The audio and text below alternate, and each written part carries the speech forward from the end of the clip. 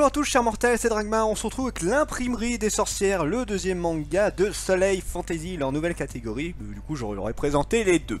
Alors, c'est un seinen aventure fantastique fait par Miyama Yasuhiro et dessiné par Moshinchi, visiblement leur premier manga, de ce que nous dit Manganu en tout cas.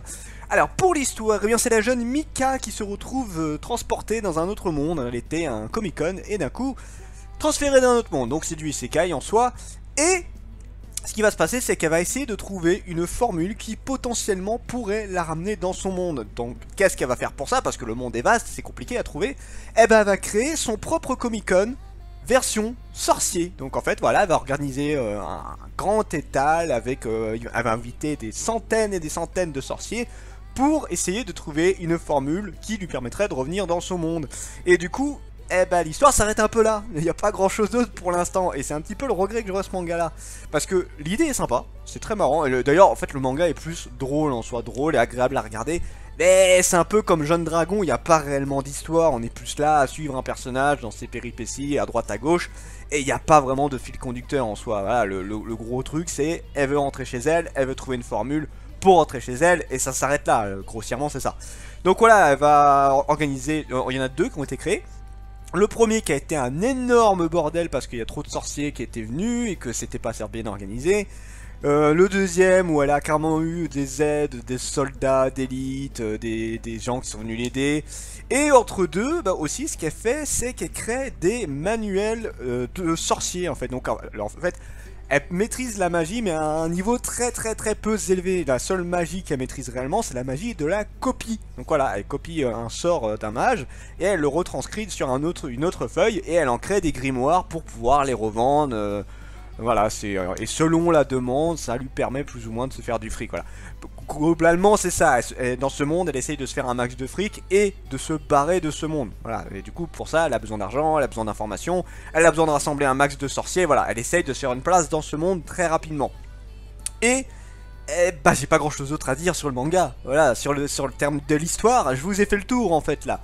Donc, que dire de ce manga? Eh bah, c'est rigolo. C'est comme Jeune Dragon, c'est rigolo. J'ai une petite préférence pour l'imprimerie des sorcières, ouais, qui est un petit peu plus... Alors déjà un peu plus joli niveau dessin, le Jeune Dragon est très joli à voir. Je trouve ça un tout petit peu plus travaillé à certains endroits. Et je sais pas, j'ai du mal à définir pourquoi je l'ai plus apprécié. Peut-être les personnages, c'est vrai que Jeune Dragon, le dragon en tant que tel me saoulait un peu. Le plus drôle c'était un petit peu les trucs qu'il y avait aux alentours et notamment l'immobilier. Mais là dans l'imprimerie des sorcières, bah, on a une jeune fille qui est très drôle, voilà, alors pleine de vie, ouais si en quelque sorte, mais voilà, elle est un peu farfelue tout ça. T'as plein de petits personnages à la con, les sorciers sont très drôles à voir. Donc voilà, t'es plus dans un endroit où tu rigoles beaucoup avec plein de personnages un petit peu à la con. Donc là-dessus c'est plus ça qui m'a plu. Pour la note de potentiel, ouais cette vidéo va aller vite parce que j'ai pas grand chose à dire sur le manga, il est sympa quoi en clair.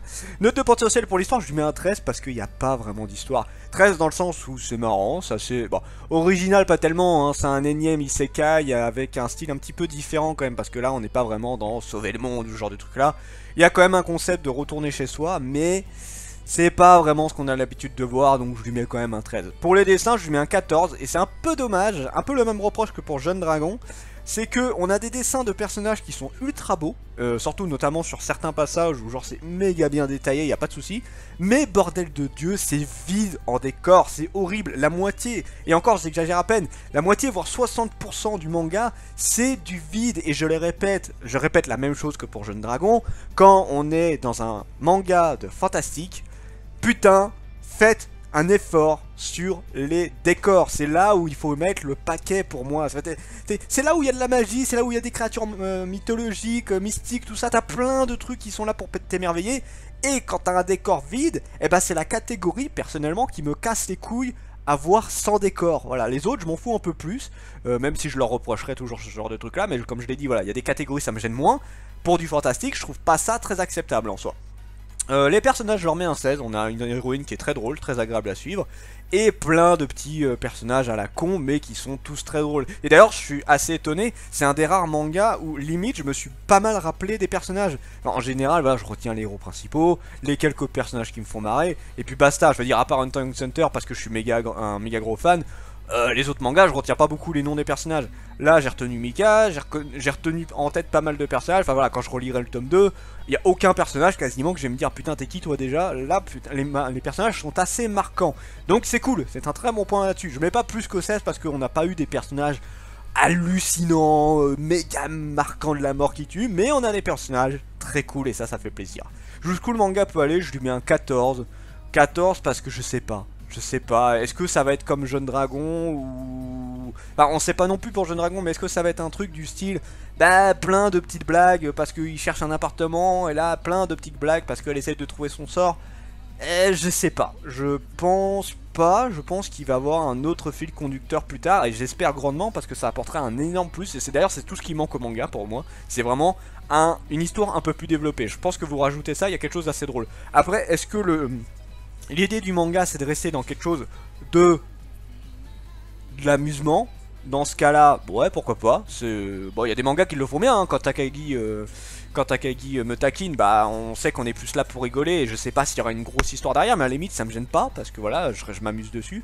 Là, j'ai un espoir qui est un peu autre chose. Donc je lui mets un 14 en espérant qu'il y a autre chose, mais je sais pas, j'attends moyennement un truc en fait. Donc voilà, c'était mon avis sur l'imprimerie des sorcières, je le conseille. Alors les deux catégories de soleil, je les conseille fortement. Pour ceux qui sont fans de fantasy, c'est très cool. Pour ceux qui ont envie de rigoler, c'est très cool. Je ne suis pas sponsorisé, j'attends juste le fantastique comme c'est pas possible. C'était Dragmar et je vous dis à la prochaine, chers mortels.